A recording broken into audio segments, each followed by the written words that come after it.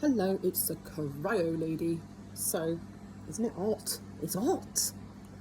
It's so hot. Luckily, I've got an aircon unit in my bedroom, so I'm all right. But anyway, I feel sorry for all of you that don't. And is it hot where you are? I don't even know how hot it is here, but it's very hot.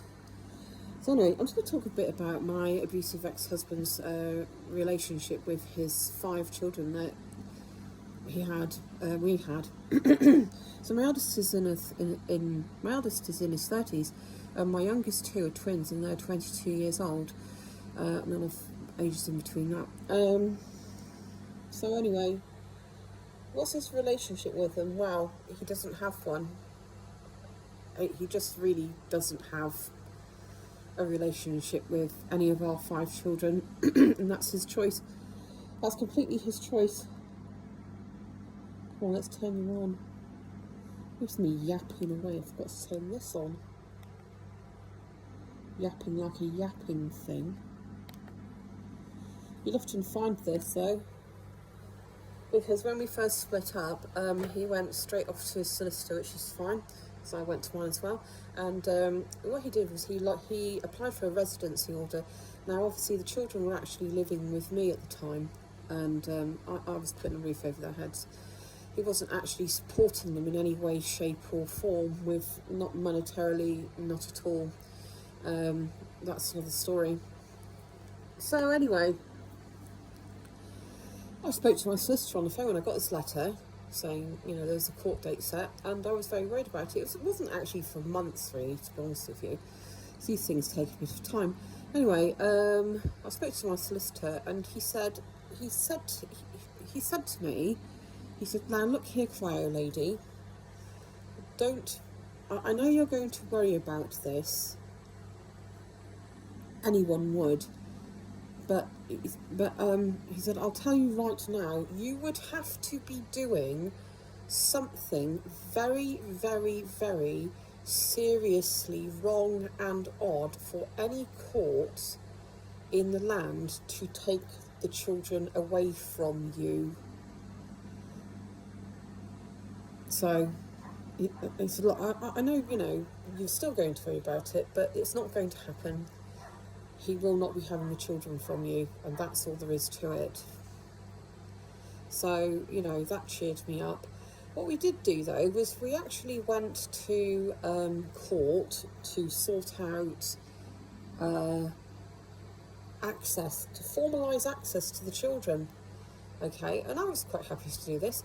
So what we did was we arranged that he would have them every other weekend, and also that he would have them for half of the school holidays and bank holidays if it was a bank holiday weekend when the children went to him.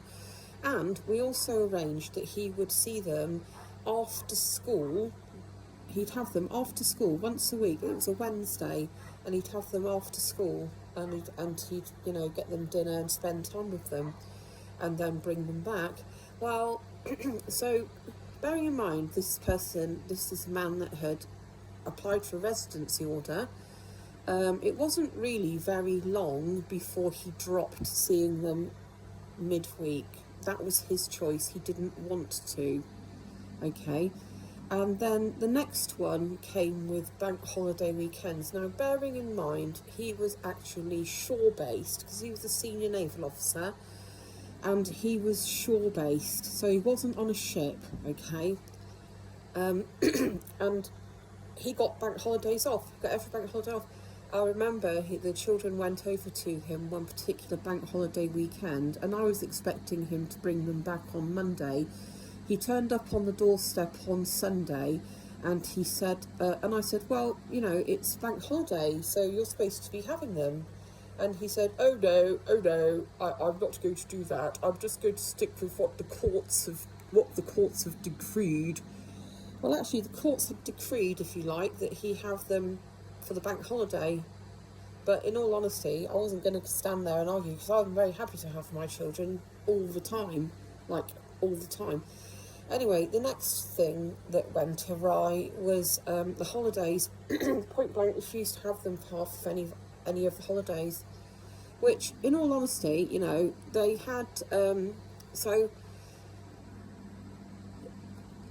they obviously had, you know, I think it's like 8 weeks or so in the summer, isn't it? Something like that, 6 8 weeks, I'm not sure. And he'd have them for a week. He point blank refused to have them for any longer than that. You know, we split up, I suppose, October. I think it was October 2006. He approached my father and asked my father if I'd consider having him back. My father's just a joke, Floyd's a joke anyway. Obviously, I wasn't going to do that. And by the end of 2006, he'd hooked up with someone else, which is fine. That's fine. But the issue arose for him was the fact that because he wanted to, you know, he wanted to devote all of his spare time getting his feet under the table with his new girlfriend, he didn't want to jeopardise that by spending time with his children. Now, I mean, that is just true, because what he did, I'll probably explain in another video what he did to his ex-girlfriend, but I won't go into that right now. Anyway, fast forward, as time went by, as years went by, the children were not allowed to know where he was living. They weren't allowed to know his address. They weren't allowed to know his email address or phone number. He basically just was completely withdrawing from them. He didn't want to know them. And this did cause some of my children one in particular, it caused him a great deal of anguish, heartache and upset, because I used to facilitate them seeing their dad whenever they wanted to. I was happy to do it. If they wanted to go, that's fine with me. You know, I would sort it all out, because he basically never came to collect. Well, the times he actually collected them, I can count on one hand over all those years. But he wouldn't come and collect them. He just wouldn't do anything really for them. And it was the same with their grandparents. Their grandparents are much the same. You know, they both had cars, they both drove, etc., etc., saying, you know, how much they loved their grandchildren. I mean, to be fair, their actions didn't really translate into them caring. They just sort of did the perfunctory things, just the basic things. They weren't really particularly interested. And so, you know, there's that. And I think the biggest slap in the face that he delivered to his children was when he got remarried, because again, and all his family basically sort of colluded with him in not letting his children know. Now, by this point, his two eldest children were adults, okay? They were both in their 20s at that point. He didn't tell them. And then he eventually said, you know, that he had met somebody, but he didn't tell them that he was getting married. They weren't invited to his wedding. The people that actually went to his wedding, to Jambles' wedding, were Pammy and Rodent, his parents, Poison Dwarf, his sister, and Dombo and Dambo, which were his sister's children. And I'm not sure if the husband, Dimbo, her husband, went. I don't know.